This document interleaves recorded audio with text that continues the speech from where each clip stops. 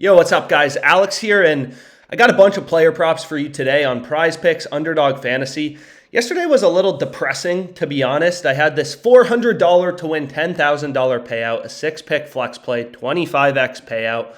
My last pick, Zach Collins, under 1.5 blocks plus steals. He ended up with 2, so I ended up doubling up, right? Flex plays, they're not parlays, so if you go 4 for 5, you still double your money, so I turned 400 into 800. But regardless, back to the drawing board. Let's get into some picks. So the first tool I use pretty frequently is this tool is called the Odds Jam screen. And what this screen lets you do is for any given market. So, here we're looking at college basketball player rebounds for March Madness, but you can look at any market, you can look at any sport. And the first player that I kind of zone in on is Amari Bailey. His line is 4 on PrizePicks, 4.5 on Underdog, and 4.5 on all the sports books, right? Whereas you can see, let's say, Adam Bona, every sports book, Underdog, PrizePicks, they all have his line at 5.5, so there's not much value. Or here, it's like, for Jaime Jaquez, all books, they have his line at 8.5, so there's no value in the market. There's not a play we want to make. But you take a look at Bailey, PrizePicks has his line at 4, Underdog Fantasy, their literally direct competitor, has his line at 4.5, and all the sports books have his line at 4.5 without, much juice towards the under. So PrizePicks is at 4, and then you have like 10 data points saying no, right? No. PrizePicks is too low. The line should be at 4.5. So we want to take the over, right? We want to take the over on PrizePicks. You have 10 data points telling you the line should be at 4.5. PrizePicks is at 4. That's a market inefficiency. Take the over. Right? All these sports books, they try to set lines independently. So as sharp bettors, we're using software, we're using data to kind of hunt through the market and look for value. So here's another example I went with. Tristan Newton, I took him over 4 rebounds. Look at Underdog, 4.5. DraftKings, 4.5. BetMGM, 4.5. So again, this is called a screen. And what's useful about the screen is it lets you compare, like this play on Amari Bailey, when books are setting the line at different levels. Right? Because in sports betting, you need to consider 2 things. 1, where is the line being set? And number 2, what are the odds I'm getting? So you need to consider the odds, and you also need to consider the line you're getting. Obviously, taking Amari Bailey over 3.5 rebounds is better than over 4.5 rebounds if you're getting the same price, right? So here we have the added benefit where if Bailey ends with exactly 4 rebounds, we push, we tie, we get a refund. Whereas anyone who bets him over 4.5, if he has exactly 4 rebounds, loses. So we found an edge, right? We found value in the market. So I say this all the time as well, but it's not about winning every bet. If I go to Underdog, so here's my results on Underdog for 2023. You can see ups, downs, ups, downs. Same with PrizePicks. I'm not claiming I win every flex play. That's literally not possible.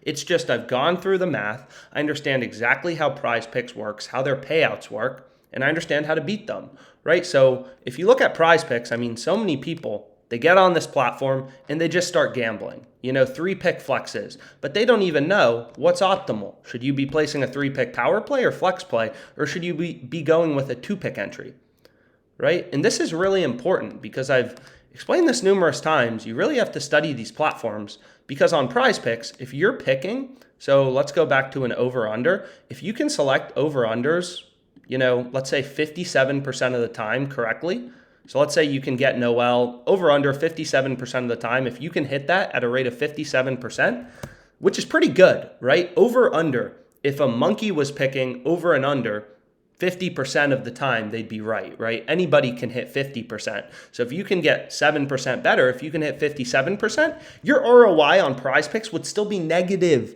2.53%. You would be losing money. Whereas if you were hitting picks at a clip of 57% in a 5-pick flex play, your ROI would be 19.25%, right? So when I talk about making money off PrizePicks, it's not about locks and guaranteed wins. That's BS. No one knows the future. No one knows if Embiid's going over or under tonight. It's all about finding plays with a mathematical edge, right? So long story short, when you break down PrizePicks, the first thing you notice is that you're getting minus 119 odds in a 5-pick flex or a 6-pick flex. So that's what's mathematically optimal, right? You're getting minus 137 odds. So you're getting minus 137 odds if you play a 2-pick power play, which is why we don't play 2-pick power plays. You're getting 18 cents worse of odds. you're getting horrible odds, right? Minus 137 versus minus 119. It may not seem like a big difference, but it makes a huge difference in terms of your ROI long term. And again, I'm focused on long-term profit. I know it's impossible to win every day. I'm talking about sharp sports betting, making money long term. And these differences make a big difference. And some people will say, yo, Alex, but the bet will win or the bet will lose. So why does it matter the odds I get? Well, you could sell your house for $100,000 or $2,000. Why does it matter what price you got, right? It's all about getting a good price and finding value in the market. So the second tool I use, aside from the screen, is called the Positive EV tool. And it's a little less flexible than the screen, but it's a lot easier to use. So what this tool does is it essentially just goes to PrizePicks. It reads in all these lines. It goes to Underdog. It reads in all the lines on Underdog. So you can see PrizePicks. I mean, this is just for the player points market. PrizePicks probably has 10,000 odds on their site at any given time. And OddsJam is reading in the lines on PrizePicks as well as the lines on all the sports books, right? And then it's just comparing them. So the EV tool is updating, a million odds every second and just pointing out value in the market. There's no BS. There's no, oh, Gary Harris had an argument with his girlfriend. There's no BS. It's just reading in data and showing you value. So here we can see Gary Harris under 9.5 points, right? We know this line is on PrizePicks, so we're getting minus 119 if we take his over or if we take his under. And what you're going to see is, okay, all of the sports books, so we have one sports book, two sports books, three sports books. This isn't a sports book. Four, 5. This isn't a sports book. That's a PrizePicks competitor. So we have 5 sports books setting lines on Gary Harris under 9.5 points.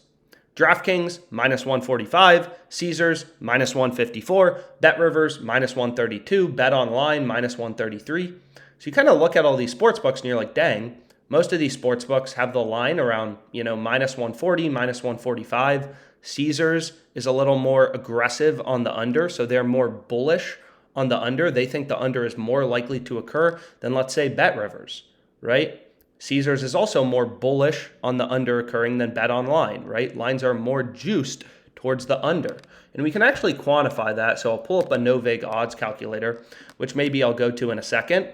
But long story short, the way I use this tool is I literally, right, you select the sports books you use.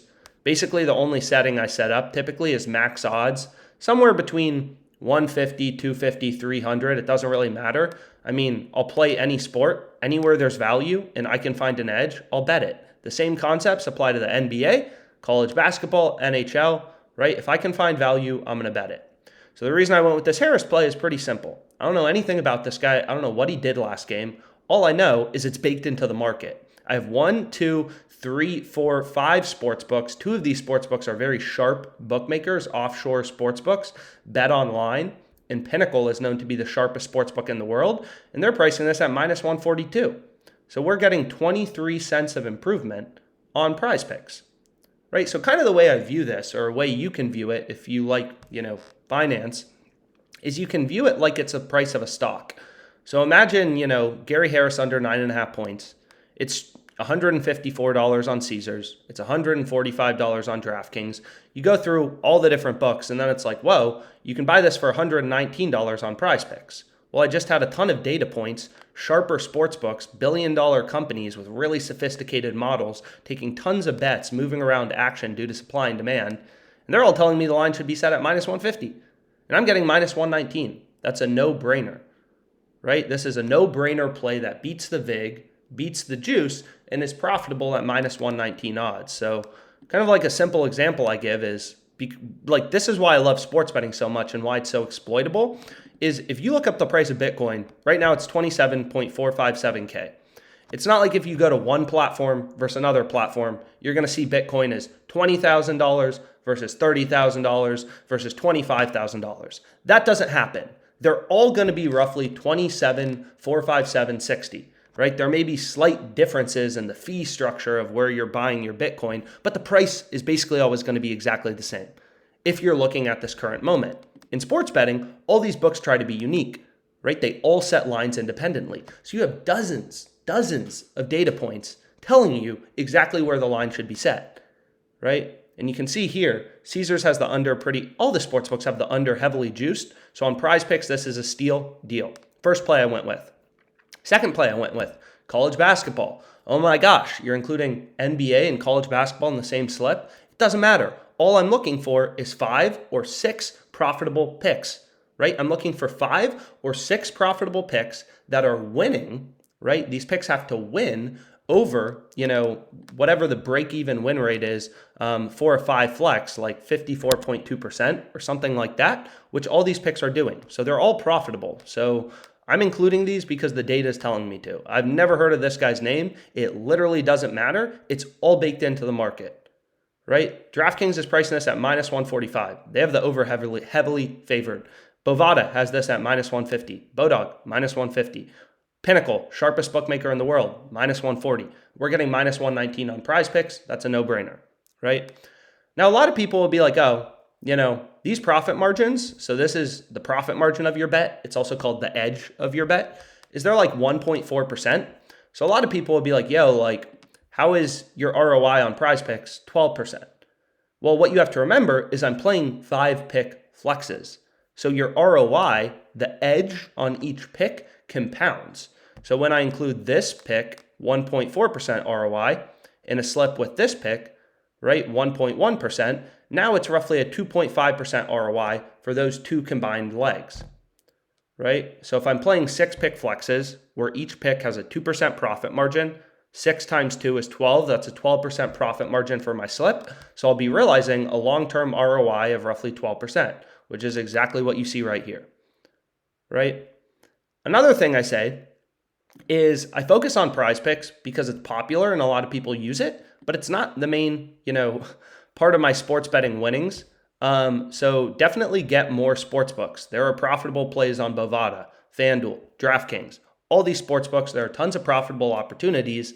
So what we're talking about, how to find value with PrizePicks, how to make money off PrizePicks, looking for where books are setting the line at different levels, also looking for big price discrepancies where one book is asleep at the wheel, offering way too much value, right?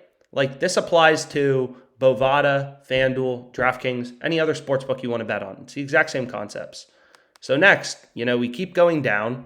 Profit margins getting slightly lower. I typically just sort to see the highest profit margin plays first. And you can see right here, SGA under 5.5 rebounds.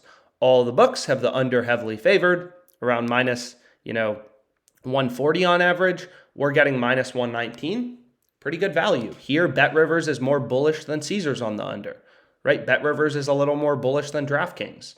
Again, these 3 companies are all billion-dollar companies. They've invested hundreds of millions of dollars in their ability to set lines. Their models are absolutely better than whatever your model is if you're trying to model, right? Like they have 250 traders. They're taking all these bets, moving around action due to supply and demand. So let's say a bunch of sharp bettors, a sharp betting syndicate or a hedge fund or whatever, if they all start pummeling the under for SGA, then the line will move. Maybe sportsbooks move down to minus 160, right? This market is dynamic. Sportsbooks are, moving around odds due to supply and demand in the exact same way. It's literally just like being a stock trader, right? In the exact same way where people are buying Bitcoin, the price goes up. No different for sports betting. So SGA under 5.5 rebounds. So now we have, 5 picks. We have Newton over 4 rebounds. Bailey over 4 rebounds. We found both those plays on the odds jam screen. We have Gary Harris under 9.5 points, Santiago over 12.5 points, SGA under 5.5 rebounds, Elijah Martin under 13.5 points. And then you can see there's some plays on Bovada. So I'm currently in Florida, so I don't have access to like FanDuel and stuff, but you can see if we go, okay, let's select all sports books, the most profitable play actually right now is on Underdog. So I missed this play on Underdog. Tristan Newton under 11.5 points looks like incredible value on Underdog. So again, more sports books you get is better. Top play is on Betfair, then Underdog, then PointsBet. Maybe all these sports books aren't available in your location. But there's 184 on OddsJam, right? So let's keep going because I have a bunch of picks. I can actually go to Underdog Fantasy as well. So Underdog Fantasy, all these picks, 2 were from last night, so whatever. But I have 3 picks here from the OddsJam screen. And then I also have 4 right here, right? Austin Matthews under 4.5 shots, Gary Harris under 9.5 points. And Underdog Fantasy is slightly different than PrizePicks, right? So I said it before, but if you look on my PrizePicks, so I had some bad beats yesterday, but it was all, you're only going to see me playing 5 and 6 pick flexes, right? And I'm literally just showing you guys what I'm putting my own money on. So Clay killed us with those last second rebounds, but regardless, 5 and 6 pick flexes are mathematically optimal. And I'm just looking for picks that are hitting, 56, 57% of the time, because then I have an edge, right? I don't know the future. I don't have a lock. I don't know any coaches. I just know I'm going to win long term, right? And what I was going to say is on Underdog, so we can switch over to Underdog, which in my opinion is much more lucrative. It's easier to get a higher ROI. But on Underdog, you want to be playing 4 picks with insurance, 3 picks with no insurance, or 5 picks with or without insurance. That's minus 122 odds. So you're going to notice I have a 5 pick with no insurance. I didn't put insurance on this. And then I have a 4 pick with insurance, right? I'm not insuring it because I'm not confident in these picks or some BS like that. I'm insuring it because it's mathematically optimal and I'm getting a better price, right? In terms of the win rate, just like we went through the flex plays earlier on PrizePicks, if you do it for Underdog for a 4 pick with no insurance versus with insurance, you'll see insurance is much better, right? So Underdog Fantasy is the same thing. Now, a lot of people will be like, oh, don't you have to be rich to make money sports betting? So here are my 4 picks on Underdog if you want to take a look. And the answer is no, right? If you're earning a 4% ROI a day, which is what I averaged in 2022, granted, that includes, sportsbook sign-up bonuses and stuff like that. So when you sign up for PrizePicks, you get a free $100, right? They literally give you a $100 deposit bonus when you first register. So this number is maybe, probably inflated. So let's say I can earn 3% ROI on my wagers, 3% a day, right? All these games we're betting on are today. For the most part, this game's, not till April. Today, right? All these games are today. So if you have, a 3% ROI, let's say you play this on parlay play, you're earning a 3% ROI, 3% a day is 90% a month. There's 30 days in a month, 3% a day, 90% a month. If you're betting $1,000 a day, you're going to be up roughly $900. 1,000%, 90% ROI, you're going to have $19 in your accounts, right? I'm literally just showing you guys what I'm betting on. So here's what I went with. This play was also from the EV tool. This was from the EV tool. And anyways, let's flip over here and I'll show you some final EV picks I ended up going with. So Elijah Martin, under 13.5 points, under 19.5 total games in Coco Gauff versus Rebecca Marino. I say this all the time. You got to be betting on tennis. There's a lot of value in tennis, and most importantly, bookmakers don't really focus on them, right? Bookmakers don't focus on tennis nearly as much as the NBA. So oftentimes there's a lot of opportunity because bookmakers aren't focused on it because none of the squares and recreational bettors are betting on tennis. So under 19.5 total games, SGA under 5.5 points, rebounds, I apologize. So let's get into my picks. So I already showed you guys Underdog. These 4, you can take a screenshot. And let's go to today. So I have a bunch of 5 pick flexes. So Sonego, under 23.5 total games. Kawhi, under 7.5 rebounds. Santiago, over 12.5 points. Newton, over 4 rebounds. Bailey, over 4 rebounds. So a lot of these tools, or these plays are from the EV tool or they're from the screen. Same thing here. The only thing I did is I switched out Amari Bailey for Gary Harris, under 9.5 points. And then you can see here, the final play I went with all unders. Elijah Martin under 13.5 points, which you just saw. SGA under 5.5 rebounds. Coco Gauff under 19.5 points. Kelly Oubre under 5.5 rebounds. Kawhi under 4.5 assists. Again, literally just following the data. That's how you make money sports betting. Can't put it that much simpler. Any questions you have, feel free to reach out. I'll put my email in the description. Let's make money, guys.